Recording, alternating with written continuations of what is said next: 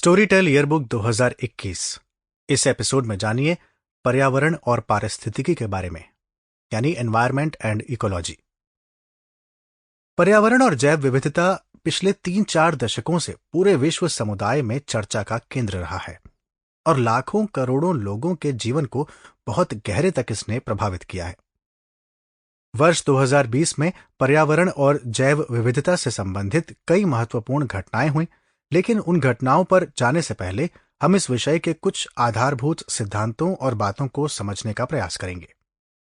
भारत के संदर्भ में देखें तो पर्यावरण, वन और जलवायु परिवर्तन मंत्रालय इस मामले को देखने वाली नोडल एजेंसी है।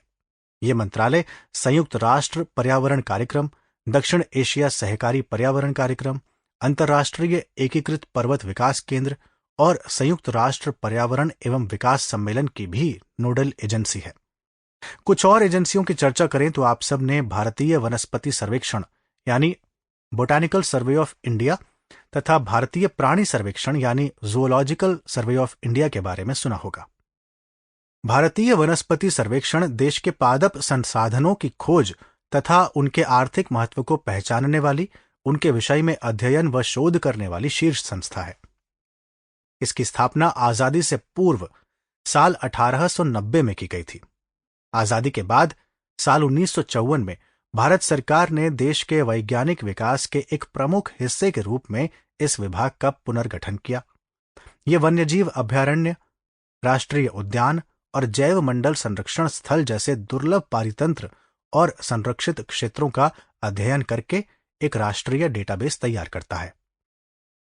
भारतीय प्राणी सर्वेक्षण अर्थात जूलॉजिकल सर्वे ऑफ इंडिया की बात करें तो साल 1916 में अपनी स्थापना के बाद से ही ये नए प्राणियों के सर्वेक्षण, लुप्तप्राय प्रजातियों की स्थिति तथा अनुसंधान संबंधी कार्य कर रहा है। इसका मुख्यालय कोलकाता में है और देश के विभिन्न हिस्सों में इसके 16 क्षेत्रीय केंद्र स्थापित हैं। बोटानिकल और जूलॉजिकल सर्वे की तरह भारत में भारतीय वन सर्वेक्षण अर्थात फॉरेस्ट सर्वे ऑफ इंडिया नामक संस्था भी है, जो 1981 से कार्यरत है।